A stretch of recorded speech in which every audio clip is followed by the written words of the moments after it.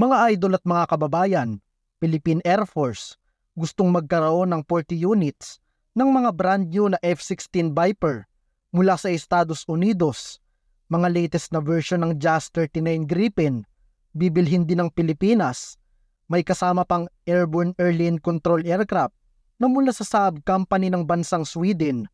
One signature away na lang magkakatotoo ng pangarap ng Philippine Air Force na magkaroon ng sariling multi-role fighter jet. Sa balitang inilahad ng defense enthusiast na si Max Defense Philippines, sinabi nito na interesado ang Philippine Air Force sa mga F-16 Viper para sa MRF project na nasa ilalim ng Horizon 3 ng AFP Modernization Program. Nasabi ko na dati sa mga video ko na magkaibang procurement ng 40 MRF dahil ito'y nasa ilalim ng bagong Horizon 3 ng AFP Modernization Program, samantalang ang 12 units ng MRF ay mula naman sa Horizon 2 na nasa final stage na, at anumang oras ay maaari nang mapirmahan ng kontrata para sa mga JAS-39 Gripen na offer ng defense company na Saab ng bansang Sweden. Sa oras na makumpletong multi-role fighter jet acquisition project ay inaasahang magkakaroon ng Philippine Air Force ng 4 hanggang 5 squadron ng fighter jet. Ang unang squadron ay bahagi ng Horizon 2 at ang 3 squadron ay manggagaling sa Horizon 3, samantalang ang natitira pang isang squadron ay magmumula sa second hand na mga F-16.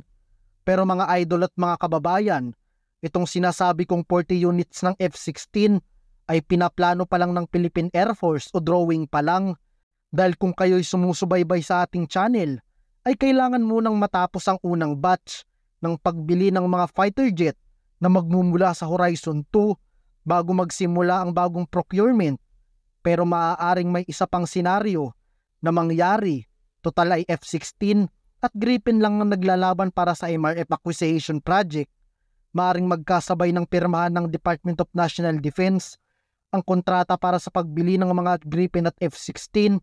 At sa mga nagtatanong kung paano kung nagkaroon ng ganitong konklusyon, ay dahil nagbigay ang Amerika ng $500 million na military grant upang makabili tayo ng mga armas na mula sa Estados Unidos. Maaari itong gamitin ng Department of National Defense para sa pag-down payment ng mga F-16 Viper. Ayon sa aking research, nasa 10 to 30% lang ng kabuuang halaga ng kontrata ang kailangan paunang bayaran ng Pilipinas upang masimula ng proyekto. Tandaan natin na may hiwalay na siguradong budget ang first batch ng MRF project na JAS-39 Gripen at nagaantay na lang ito ng pirma upang ganap ng masimulan ng proyekto. Ang isang malaking suliranin na nakikita ko sa pagbili ng mga F-16 Viper ay ang dami ng mga bansang nakapag-order. Tinatayang aabutin ng 3 hanggang 4 na taon bago ma-deliver sa atin ang unang batch ng F-16. Ang ikalawang problema ay ang maintenance and operational cost ng mga F-16.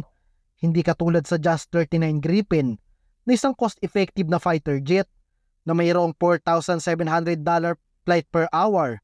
Samantalang kung ikukumpara naman natin ito sa Viper, mayroon itong $7,000 flight per hour. At kung ikukumpara pa natin ito sa current fleet ng FA-50, mayroon lamang tayong $2,700 flight per hour.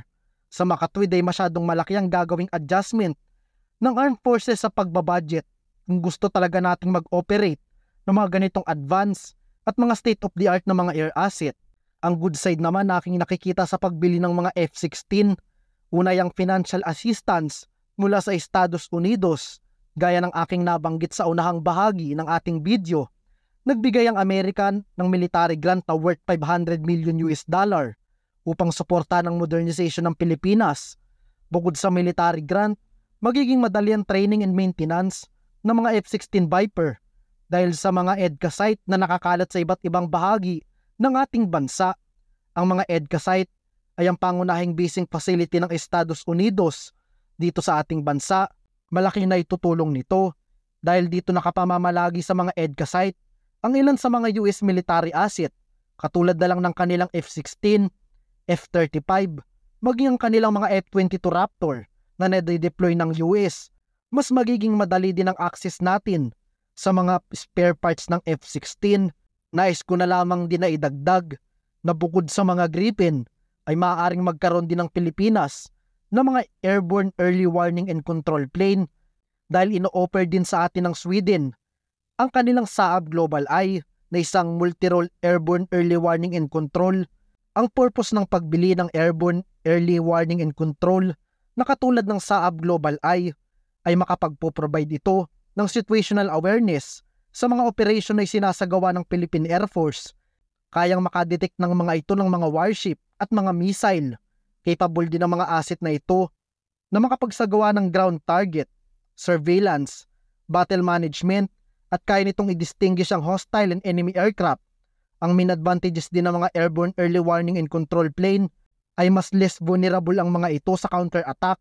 Hindi katulad ng mga ground-based radar, mas malawak din ang range ng mga ganitong military asset kung ikukumpara natin sa mga normal na mga mobile and fixed radar na nasa ating bansa. Sa ngayon ay isang pirma na lang ang inaantay at maaari na magkaroon ng multi-role fighter jet ang Philippine Air Force na magagamit natin sa pagbabantay at pagdepensa ng ating mga sakop na teritoryo. Kagaya ng aking nabanggit, ay hindi na budget ang problema kung pipiliin natin ang mga F-16 dahil may tulong na pinansyal na ibibigay ang Amerika. Sa mga nagtatanong naman kung kaya ba natin mag-maintain at mag-operate ng mixed fighter jet o na magkakasama at iba't ibang uri ng mga fighter jet, ang sagot ay kaya natin, basta't hindi kukulangin ng pondo at higit sa lahat ay dapat na mayroong available na spare parts at tulong na magmumula sa mismong manufacturer ng mga multi-role fighter jet. Sa bilis ng pagtaas ngayon ng tensyon sa pagitan ng Pilipinas at China, maging ang paglala ng tensyon sa buong Indo-Pacific region, ay nagbubunga ito ng mabilis na pag-modernize ng lahat ng mga bansa pagdating sa kanilang mga military asset at isang Pilipinas sa mga bansang humahabol pagdating sa modernization ng armed forces. Subalit mahalaga dito, mga idol at mga kababayan, ay hindi ang dami ng armas o sundalong handang lumaban, kundi ang dapat nating maisiguro ay ang capability ng ating armed forces at quality nila na ipagtanggol ang ating bansa laban sa anumang uri ng pananakop. Sa mga maglalakas loob na magsasabing malaking sagaba lamang daw ang AFP modernization program at ang dapat daw unahin ng ating mga mambabatas ay ang mga problema o pangunahing problema ng ating bansa, sapagkat kanilang katwiran ay di daw natin kakayanin ng China at dapat nahayaan na lang natin ito sa kanila. Ito lamang ang aking masasabi.